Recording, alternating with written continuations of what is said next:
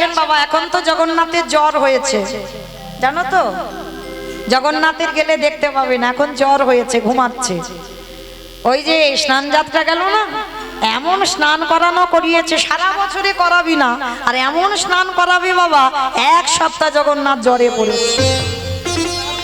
হ্যাঁ, জগন্নাথের দরজা বন্ধ এই এক সপ্তাহ। ওই কবিরাজ মানে বৈদ্য কবিরাজ, আমাদের মতো অ্যালোপ্যাথি ওষুধ নয়, বৈদ্য কবিরাজ গাছগাছরার ওষুধ আমার জগন্নাথকে সেবা দেওয়া হয় এক সপ্তাহ। আর জগন্নাথ শয়নে থাকে, আর এক সপ্তাহ জগন্নাথের দরজা খোলা হয় না। তো আপনারা জানেন এই জগন্নাথ দেখা মানেই তো কৃষ্ণ দেখা। কারণ আপনারা জানবেন না, কৃষ্ণের নাভিটা তো আমার জগন্নাথের নাভিতে প্রতিষ্ঠা করা আছে। কি বাবা এটা জানেন তো? কৃষ্ণের নাভিটা যেদিন ওই প্রভাসযোগ্য লীলা হয়েছিল, এই প্রভাসযোগ্য লীলার পরে আমার ভগবান কিন্তু কোনো লীলা করেনি, এই লীলাটা শেষ। তার লীলাটা সমাপ্ত করে যখন বাবা গান্ধারী মার অভিশাপে কৃষ্ণের যদু বংশ ধ্বংস হলো, একটা দুটো নয়, 56 কোটি যদু বংশ গান্ধারী কুরুক্ষেত্রের মাঠে হাহাকার করে কেঁদেছিল, কৃষ্ণ আমার কুরু বংশটাকে তুই যেমন ধ্বংস করে দিলি বাবা, আমি তোকে ছেড়ে দেব না, আমার মতো করে তোকেও কাঁদতে হবে। ভগবান কৃষ্ণ হেসে বলেছিল, পিসি বৃথাই তুমি আমার উপরে দোষ চাপাচ্ছ, আমি তোমার 100টা ছেলেকে কেড়ে নেইনি। একটাই কথা মনে রেখো, চোরের ধন বাটপাড়াই নেয়। এটা চলতি কথা বাবা, চোরের ধন বাটপাড়ায় নেয়। পিসি তুমি তো 100টা ছেলে চুরি করেছ, যার জন্য তোমারও সেই ছেলে কটা চুরি হয়ে গেল। আর শুধু শুধু আমার কাঁধে দোষ চাপাচ্ছ, আমি তোমার ছেলেগুলোকে কেড়ে নিয়েছি। কখনো নয়। তুমি কেন ভুলে যাচ্ছ পিসিমা, যেদিন তোমার পাপের ভরা পূর্ণ হবে সেদিন তো ধ্বংস হবেই হবে। গান্ধারী কেঁদে বলেছিল, কৃষ্ণ আমি মানলাম আমি অপরাধ করেছি, আমি মানলাম আমি ভুল করেছি, আমি দোষ করেছি। পারলি না বাবা, আমার 100টা ছেলের মধ্যে একটা ছেলেকে একটু কৃষ্ণ ভক্ত করে দিতে, একটা ছেলেকে একটু ধার্মিক করে দিতে, আমার 100টা ছেলে হয়ে গেল অধার্মিক। তাই তো কুরুক্ষেত্রের মাঠে ধ্বংস হয়ে গেল। তবে কৃষ্ণ আমি জানি আমি অন্যায় করেছি, আমি অপরাধ করেছি, তবু আমি তোকে ছেড়ে দেব না। আমি তোকে অভিশাপ দিলাম, আমার কুরু বংশ যেমন তুই ধ্বংস করেছিস, আমি তোরই অভিশাপ দিলাম। আমার মতো করে চোখের সামনে পুত্র হারাবার যে কত যন্ত্রণা, আত্মীয় পরিজন হারাবার যে কত যন্ত্রণা, আপনজন সরে গেলে যে কত যন্ত্রণা, আমি তোকে অভিশাপ দিলাম কৃষ্ণ, আমার মতো করে তোর 56 কোটি যদু বংশ ধ্বংস হবে। ভগবান বিশ্বের স্রষ্টা মালিক হয়ে মাথাটা পেতে নিল। পিসি কথা দিলাম আমি ভগবান, আমার শত্রুর মধ্যেও আমি ভগবান বিরাজমান, আমার মিত্রর মধ্যে আমি ভগবান বিরাজমান, আমি সবার মধ্যে বাস করি। কথা দিলাম পিসি তোমার অভিশাপ আমার শিরোধার্য। আর গান্ধারীর অভিশাপ মতো কৃষ্ণের 56 কোটি যদু বংশ চোখের সামনে ধ্বংস হয়েছিল। আর কৃষ্ণকে বাবা যখন বলরাম দাদা প্রভাসের তীর্থে তপস্যা করে প্রাণ ত্যাগ করেছিল, তারপরে আর সহ্য করতে পারলো না ভগবান কৃষ্ণ। মনে মনে ভাবলেন এবার তোমার দেহ সম্পাদন করতে হবে।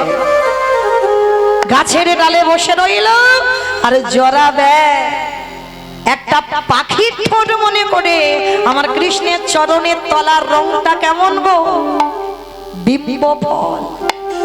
এই বিব্ব ফল কাকে বলে? যেটা চলতি কথাই বাবা বলে তেলাকচু ফল। ওই তেলাকচু ফল পাকলে যে রং হয় ওটা কিন্তু লাল ঠিক নয়, পাকলে যে রং হয় মহাজনেরা বলছেন ওই বিব্ব ফলের মতো আমার কৃষ্ণের চরণের তলার রং।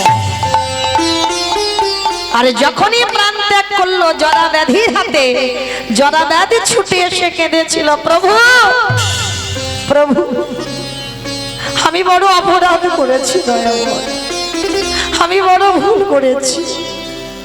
তুমি ভগবানের জেনেও আমার হাতে তোমার মৃত্যু হলো, আমি কত বড় পাপী।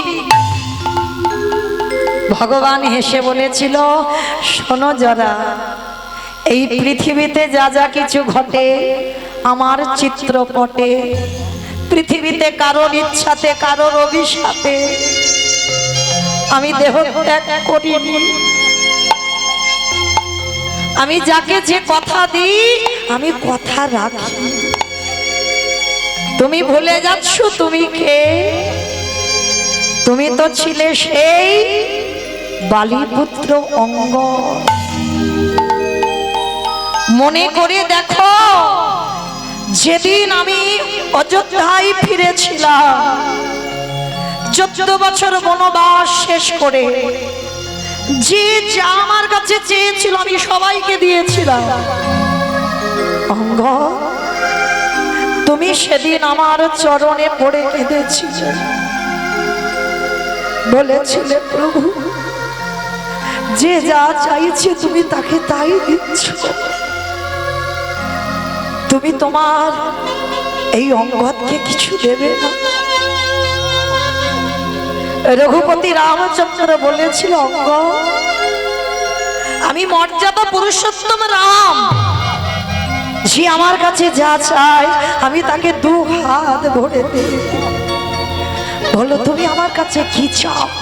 ওরকম করে বললে হবে না ঠাকুর, আগে আমার মাথা ছুঁয়ে প্রতিজ্ঞা করো, আমি তোমার কাছে যা চাইবো তুমি দেবে। রামচন্দ্র বলেছিল, বেশ অঙ্গদ, আমি তোমার মাথা ছুঁয়ে বললাম, তুমি আমার কাছে যা চাইবে আমি তোমাকে দেব দেব দেব। অঙ্গদ প্রভুর চরণ দুটো ধরে বলেছিল, প্রভু দিতে যদি হয় তুমি আমার একটাই বর দিও, আমার বাবার মৃত্যুর প্রতিশোধ যেন নিতে পারে। যে আমার বাবাকে মেরেছে আমি নিজের হাতে আমি তাকে মারতে চাই। ভগবান আশীর্বাদটা দেওয়ার পরে চমকে উঠেছে, কথা দিলাম রাম জন্মাবার আগে বাবা রামায়ণ তৈরি, আশীর্বাদ দিয়েছিল, কথা দিলাম অঙ্গ তোমার বাবার মৃত্যুর জন্য আমি দায়ী, আর কেউ নয়। আমার হাতে বধ হয়েছে, কথা দিলাম আমি নিজের হাতে তোমার হাতে মৃত্যুবরণ করব, তবে এ যুগে নয়, এ দেহে নয়। যেদিন আমি কৃষ্ণ অবতারী দ্বারকাধীরাজ হব, সেদিন তুমি হবে অঙ্গদ জরা ব্যাধ। আর কথা দিলাম আমি তোমার হাতে আমি আমার প্রাণটা ত্যাগ করব। আজকে যখনই কাঁদছে জরা, প্রভু আমার জন্য না, তোমার জন্য নয় জরা, আমি কথা দিয়েছি, আমি কথা রেখেছি। গান্ধারী অভিশাপ দিয়েছি, কথা রেখেছি, আমাকে দেহ ত্যাগ করতে হবে। তো বাবা, মানুষ মরে গেলে দেহের সর্বাঙ্গটা পড়ে যায়, কিন্তু একটা জায়গায় পড়ে না। কোন জায়গা?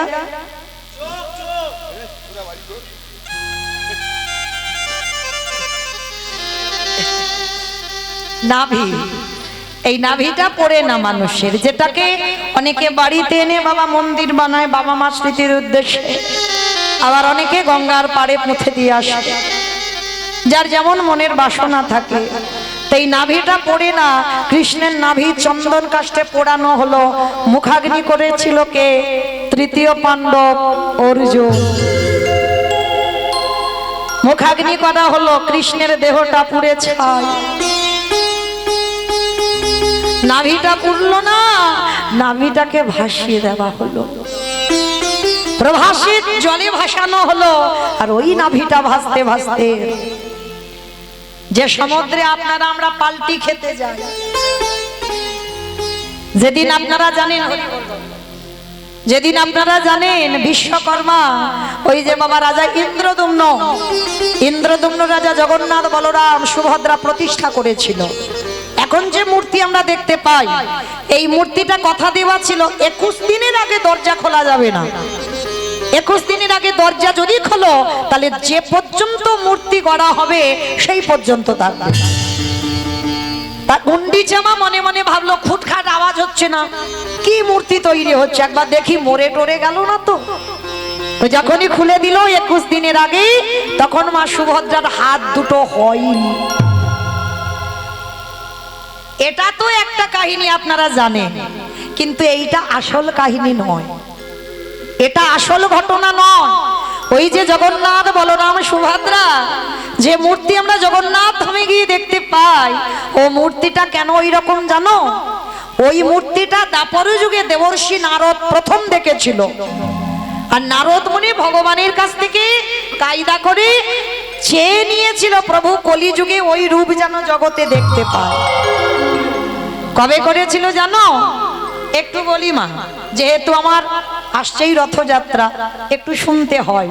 তো আজকে এই জগন্নাথ বলরাম সুভদ্রার মূর্তিটা ওই রকম কেন, কিসের জন্য? তো যেদিন ভগবান কৃষ্ণ 16,108 জন স্ত্রী, আপনারা জানেন ভগবানের 16,108টা বউ, আর 8 জন ছিল পাটরানী। ভালো করে বিচার করবেন বাবা, এ জগতে জড় জগতের কোনো প্রেম ভালোবাসা নয়। এতগুলো যার বউ আছে, তবু ঘুমের ঘরে রাধা রাধা বলে। যদি বউদের পাশে ঘুমাচ্ছে, তবু সে ঘুমের ঘরে রাধা রাধা বলে বারবার চমকে চমকে উঠছে। কি করেছে বাবা? 8 জন স্ত্রী ওই রোহিণী মাতার কাছে গেছে। মা, একটা কথা জিজ্ঞেস করব। কি বৌমা? বলছিলাম কি, তোমার ছেলেরা ওই রাত্রিবেলা করে ঘুমায়, কিন্তু একটা নাম ধরে ধরে কাঁদে, বলে কি নাম? বলে রাধা। আর যেই না রাধা বলেছে, রোহিণী মা শোনার সঙ্গে সঙ্গে চমকে উঠেছে। রাধা শোনার সঙ্গে সঙ্গে চমকে উঠেছে। তারপর সত্যভামা, রুক্মিণী, জাম্ববতী, কালিন্দী, মানে 8টা বউ এসে বলছো, মামা তুমি চমকে উঠলে কেন? বলে দেখো বৌমা, আমি যে তোমাদেরকে বলবো তা ছেলের ভালোবাসার কথা কি বলা যায়? কেন বলা যায় না? ওই রাধা কে, কি তার রূপ, কত রূপবতী, যে আমরা এত সুন্দর রূপবতী, আমরা রাজকন্যা, কিন্তু ঘুমের ঘরে আমাদের নাম একবারও বলে না, রাধা রাধা বলে কেন? বলে বেশ। সত্যভামা রুক্মিণী জিজ্ঞেস করছে, রাধাটা কে, কেমন দেখতে, কেমন গুণ? রোহিণী মাতা বলছে বলবো, কিন্তু আমি তো মা, আমি মা হয়ে যখন ছেলের ভালোবাসার কথা গল্প করব, তবে লোকালয় করলে হবে না, কারণ আমার ছেলের কানে যদি একবার যায় তাহলে আর আমি এখানে থাকতে পারবো না। চলো তাহলে কোথায় যাব? একটা ঘরে গেছে, জানালা দরজা বন্ধ, আর সুভদ্রা বোনকে দরজায় দাঁড়িয়ে করে দাঁড় করিয়েছে। যদি কৃষ্ণ আসে তাহলে বলবে যে ভিতরে মাতা রোহিণী আছে, এখন যাওয়া যাবে না, একটা আলোচনা চলছে, যাওয়া যাবে না। তা সুভদ্রাকে দরজা দাঁড়িয়ে করে রেখেছে, আর ঘরের ভিতরে মাতা রোহিণী, মানে বলরামের মা রোহিণী, ওই রাধা প্রেম তত্ত্ব আলোচনা করছে। আর মায়েরা ওই রাধা প্রেম তত্ত্ব আমার কৃষ্ণের কানে গিয়ে বাজছে। ভগবান দ্বারকায় মনে মনে করছে, এখানে রাধা নাম তো কেউ বলে না, তাহলে কোথা থেকে আওয়াজ আসছে? ভগবান স্বর্ণ সিংহাসন থেকে ছুটে এসেছে, যেখান থেকে রাধা তত্ত্ব ভেসে আসছে। এসে দেখে না সুভদ্রা দাঁড়িয়ে আছে। বোন, দরজা ছেড়ে দেব না, আমি একটু ভিতরে যেতে চাই। যেই না বলেছে ভিতরে যেতে চাই, সুভদ্রা বলছে দাদা যাওয়া যাবে না, মা ভিতরে আছে। বলে বলছি দরজা ছেড়ে দে, কিন্তু আদেশ আছে ছাড়া যাবে না তো। আর ওই যে দরজার ফাঁক আছে না, ওই ফাঁক দিয়ে রাধা প্রেম তত্ত্ব ভেসে আসছে। রাধা রূপের কথা, গুণের কথা, মহিমার কথা যখন ভেসে ভেসে আসছি, আর একেবারে বাবা গোবিন্দের কানে যেই না এসেছে, সঙ্গে সঙ্গে গোবিন্দের অঙ্গটা যেন বিকলঙ্ক হয়ে যায়। মানে আগুনে পুড়ে গেলে যেমন শরীরটা গলে যায়, সেই রকম গলে যাচ্ছে। হাত দুটো ধীরে ধীরে পেটের ভিতরে চলে যাচ্ছে, পা দুটো শরীরের ভিতরে চলে যাচ্ছে, চোখ দুটো বড় বড় হয়ে যাচ্ছে, অঙ্গটা যা কালো ছিল আরো কালো হয়ে গেল, দেহটা যেন কেমন মতো হয়ে যাচ্ছে, ইহা বড় মাথা হয়ে গেল। তা সুভদ্রা দেখার সঙ্গে সঙ্গে তো ভয়েতে চমকে, সর্বনাশ, আমার দাদা এইরকম হয়ে যাচ্ছে কেন? আর সুভদ্রা ভয় পেয়ে যেই না দাদাকে জড়িয়ে ধরতে গেছে, ওই পরশ পেয়ে সুভদ্রা ওই রকম হয়ে গেছে। এইবার বলরাম দাদা খবর পেয়েছে, ছুটে এসেছে। বলরাম দাদা দেখছে আমার বোন আর ভাই দুজনে যেন আগুনে, মানে মোমবাতি আগুনে ধরলে যেমন গলে যায়, সেই রকম গলে যাচ্ছে। তা বলরাম দাদা থাকতে পারেনি, এসে যেই না ভাই বোনকে স্পর্শ করেছে, বলরাম দাদা ঠিক ওই রকম হয়ে গেছে। আর যেই ওই রকম হয়ে গেল, সঙ্গে সঙ্গে আমার ওদিকে তিনজনে ওইভাবে দাঁড়িয়ে আছে, রাধা প্রেম তত্ত্ব শুনছে। আর এদিকে দেবর্ষি নারদ এসে বলল নারায়ণ নারায়ণ। যেই না নারায়ণ বলেছে, ভগবান চমকে নিজের রূপে ফিরে এসেছে। একই নারদ, সকাল সকাল তুমি, আজ আমার দিনটা ভালো যাবে, তোমার মতো মুনিবদন দর্শন। প্রভু কথা ঘোরাবে না, কথা ঘোরাবে না, যে রূপটা দেখলাম। নারদ তুমি কি রূপ দেখেছো? আমি তো এমনি করে দাঁড়িয়ে আছি, আমি তো কোনো রূপ ধরিনি। বলে ঠাকুর তুমি মিথ্যাবাদী, আমার চোখে ধুলো দিতে পারবে না, আমি নারদ, আমার কথা হয় নারদ। আচ্ছা নারদ, সকাল সকাল তুমি আমার সঙ্গে মজা করছো, আচ্ছা বলো সকালবেলা মুনিবদন দেখেছি যখন, তুমি আমার কাছে কি চাও? নারদ মুনি বলছে ঠাকুর যা চাইবো তুমি দেবে, দেবো, বলো কি চাও? হে দয়াময় তব চরণে আমি জানাই রাগেলাম, এই তারকায় সিংহ দুয়ারে আমি যে রূপ আজ দর্শন করলাম। আমি তো একা দেখলাম, আমি নারদ, আর কেউ দেখেনি জগতে। প্রভু গো ওই রূপ তুমি জগতে নিয়ে যাবে, ওই জগতের মানুষ তোমার ওই রূপ দর্শন করবে।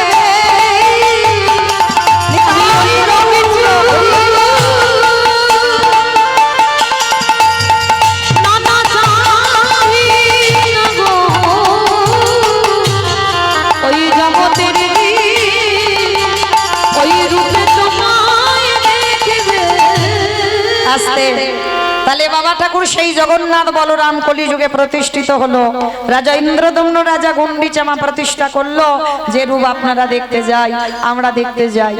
আর সেই কৃষ্ণের নাভিটা এসে যখন সমুদ্রে এলো, সেই নাভিটাকে নিয়ে ওই জগন্নাথ ওই কাঠের নাভিতে প্রতিষ্ঠা করা হলো। 12 বছর অন্তর যখন নবকলেবর হয়, কাঠ বদলানো হয়, আবার নাভিটাকে বের করে আবার নতুন কলেবরে দেওয়া হয়। এটাই হচ্ছে কৃষ্ণের নাভি, আজও জগন্নাথের মূর্তিতে প্রতিষ্ঠা করা আছে। তাহলে জগন্নাথ দেখা সাধারণ দেখা নয়, সাক্ষাৎ কৃষ্ণ রূপ দর্শন। আজকে সেই জগন্নাথ ধাম যিনি প্রতিষ্ঠা করেছিল মূর্তিটা, ইন্দ্রদম্ন রাজা স্ত্রী, যার নাম গুন্ডিচা। এই গুন্ডিচার কটা ছেলে ছিল জানো? 18টা। সেই 18টা ছেলে মরে তাদের রক্তেতে হয়েছে 18 নালা। তাহলে মায়েরা হিসেব রাখছো তো?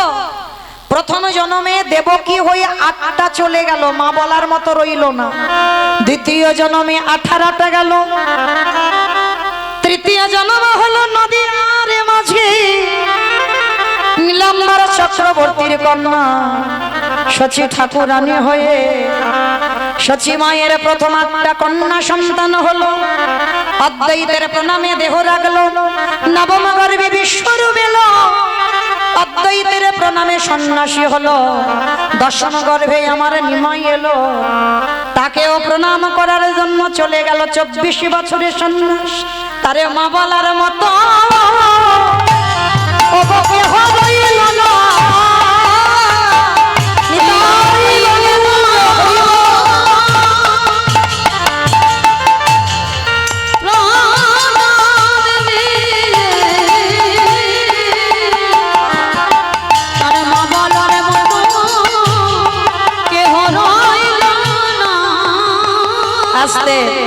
তাহলে মায়েরা যার জন্য ভগবানের মাকেও কাঁদতে হলো, আর আপনারা আমরা তো তুচ্ছ।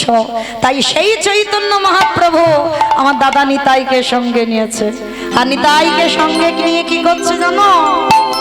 নিতাই যদি দেখে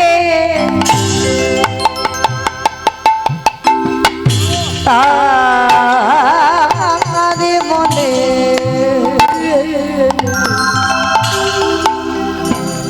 দন্তে তৃণ ধরি ধরি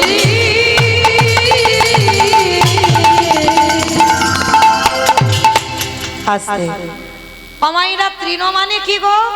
খড়। খড় তৃণ মানে খড়, তৃণ মানে ঘাস। আচ্ছা মা, সেটা তো আমরা গরু ছাগলকে দিই। তা নিতাই চাঁদের কি এমন মতিভ্রম হলো যে নিতাই চাঁদ দাঁতে ঘাস নিচ্ছে? এটাই তত্ত্ব। শুনলে হবে না, অনেক কিছু জানতে হবে। তা নিতাই চাঁদ দাঁতে ঘাস নিয়েছে কেন জানো? মহাপ্রভুর আমলে একটা নিয়ম ছিল যে গুরুজনদের সামনে কথা বলতে গেলে তোমাকে একটা দাঁতে কাঠি নিতে হবে, ঘাস নিতে হবে। আর নিলে কি বুঝবি কথাটা সত্যি বলছে বা বিনতার সহিত বলছে। তাই নিতাই চাঁদ নিতাই যদি দেখে তাদের বলে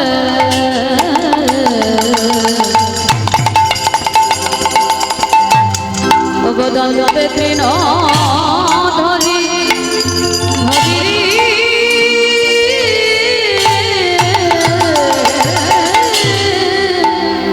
তোমরা আমাদের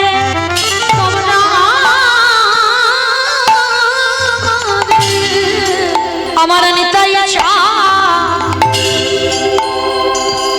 ওই নবদ্বীপে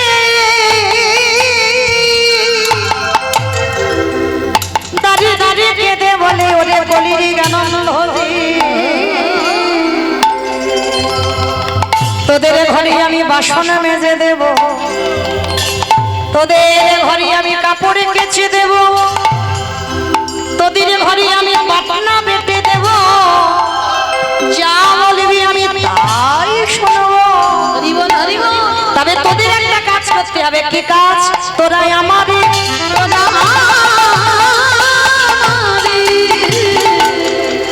অগিনে গেলা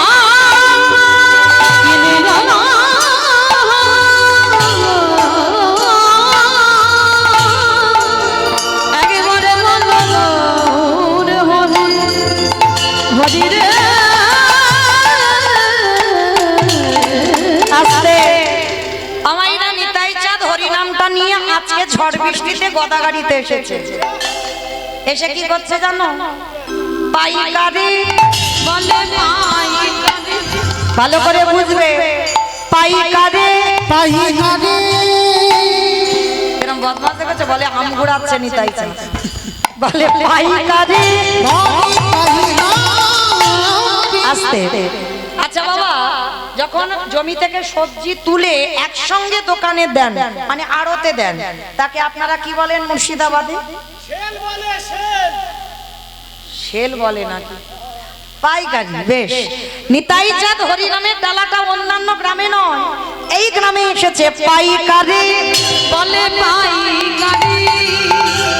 আর একটা মানে হচ্ছে, বের করেন, পাইকারি মানে পাইকারি, বলি পাইকারি পাইকারি মানে পাইকারি পাইকারি। আমার দুটো মানে বের করেছেন।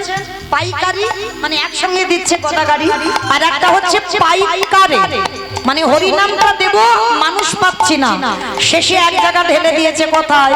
দোকানে। ওই দোকানে ধানের দোকান, সবজি দোকান, মুদিখানা দোকান, বাদাম দোকান, কোন দোকানে দিল? আইসক্রিম দোকানে না? ওমা আইসক্রিম দোকানে দিল? তাহলে কোন দোকান? দেখেছি, এইটাই হচ্ছে মুর্শিদাবাদ। দোকানে যারা দোকানে খুলে বসে আছে, হরিনাম দিল দোকানে। যারা দোকান খুলে বসে হরিনাম দিল দোকানে। এত বলি নিতাই চা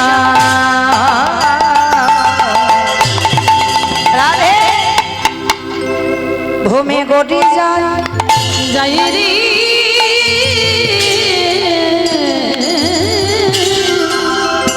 এত বলি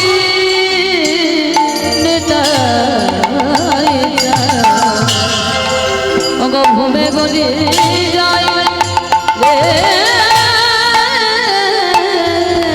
রাধে এইবার নিতাই চাঁদ কি করেছে জানো? নদী আয় দাঁড়িয়ে ওগো সোনা গো,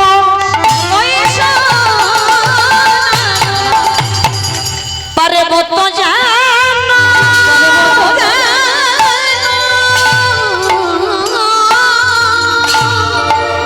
দেখো ধুলালে লুটাই লুটাই রে, ওই সোনা গো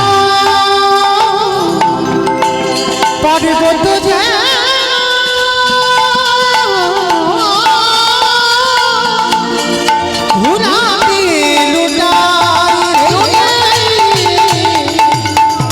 তোরা কে নিবিয়া, তোরা কে নিবিয়া, কে কি? আবার বের করো একটু খুঁজে খুঁজে, তলিয়ে ভিতরে যাও। কে কি মানে কে কিনবি, কে কি নিবিয়া, তোরা কে কি নিবিয়া, ওই জানি তাই কেঁদে বলে তোরা কে কি নিবিয়া, আমারে বাজালি কে তোরা কে কি নিবিয়া। তাই দারে দারে বিলাইছে, দারে দারে বিলাইছে, তাই দারে দারে বিলাইছে, দারে দারে বিলাইছে, বলি বলো কেন অমূল্য ধান, দারে দারে বিলাইছে, বলি বলো কেন অমূল্য ধান, দারে দারে বিলাইছে, বলি বলো কেন অমূল্য ধান, দারে দারে বিলাইছে, বলি বলো কেন অমূল্য ধান, বলি বলো কেন অমূল্য ধান, বলি বলো কেন অমূল্য ধান, দারে বিলাইছে গো, দারে দারে বিলাইছে। আহা সোনা বাবা পর্বত জানো ধুলা দিয়ে লুটা, ধুলা লুটা। চলো একটা ভজন গাইতে গাইতে মা বিষয় যাবা হোক, একটা ভজন হোক, একটু উলুধ্বনি প্রেম সে। বৃন্দাবন ধামিয়া जपे जाओ राधे राधे, ओ राधे अलवेली सरकार, जपे जाओ राधे राधे, वृंदावन धाम जपे जाओ राधे राधे, ओ राधे अलवेली सरकार, जपे जाओ राधे राधे, ओ राधे अलवेली सरकार, जपे जाओ राधे राधे, ओ राधे अलवेली सरकार, जपे जाओ राधे राधे, ओ जपे जाओ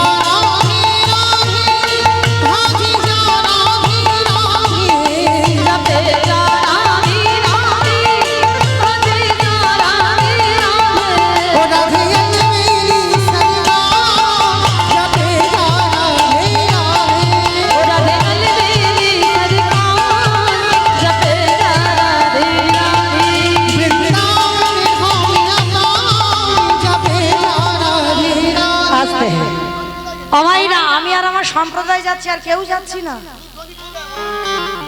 সবাই যাচ্ছি। তা যারা যারা যাচ্ছি উলু কোথায়? মাঠে খুঁজতে গেছো? আছে গদা গাড়ি আছে, যদি থাকে কই একবার দেখাও।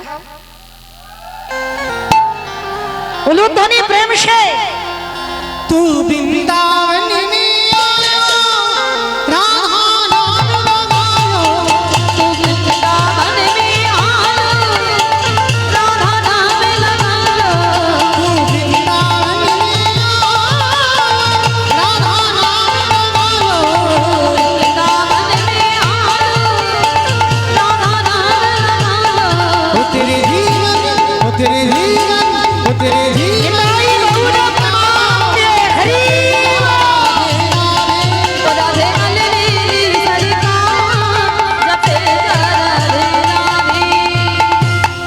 प्रेम से बोलो राधा रानी की जय। আমি বলবো না, আপনারা বলেন হয়েছে কি ধ্বনিটা? জানি তো হয়নি। আচ্ছা মা, মনে আছে তো 1 বছর আগে বলে গেছে, আবার 1 বছর পরে সেই শাশুড়ি বৌমার ঝগড়ার সময় যে গলাটা বার হয় ওইটা বের করো। বলো হয় না, বলে হয় না, বলে রাধা রানী কি, তার মানে হয়। বৃন্দাবনেশ্বরী কি, যমুনা মাইয়া কি, নন্দ গাঁও কি, উঁচা গাঁও কি, দর্শনম কি, ভক্তবৃন্দ কি, হরিবাসন ধাম কি, সাধু গুরু বৈষ্ণব কি, আপন আপন গুরুচরণ কি, কমিটি ভাই সব কি, হরিনাম যজ্ঞ কি, মহাপ্রসাদ কি, নিতাই গৌর প্রেমানন্দে। বেশ, চলুন আজকে আমরা পৌঁছে গেলাম মধুময় ধাম, বৃন্দাবন ধাম। আস্বাদন প্রথমে বলে দিয়েছি ভক্ত রোহিতাস। আগে জানতে হবে বাবা, রোহিতাস তাদের বলে চলতি কথায় যাদেরকে আমরা বলি মুচি। আর সবার আগে জানতে হবে বাবা, বৈষ্ণবের কোনো জাত হয় না। আমি উঁচু জাতের মানুষ বলে আমি বৈষ্ণব হতে পারবো, আর আমার নিজ কুলে জন্ম হয়েছে বলে বৈষ্ণব হবার অধিকার নেই, এটা সম্পূর্ণ ভুল। শুধু মনে রাখতে হবে, ত্রিনাদপি শনিচিন তরুরিব সহিষ্ণুনা অমানিনা মানদেন কীর্তনীয় সদা।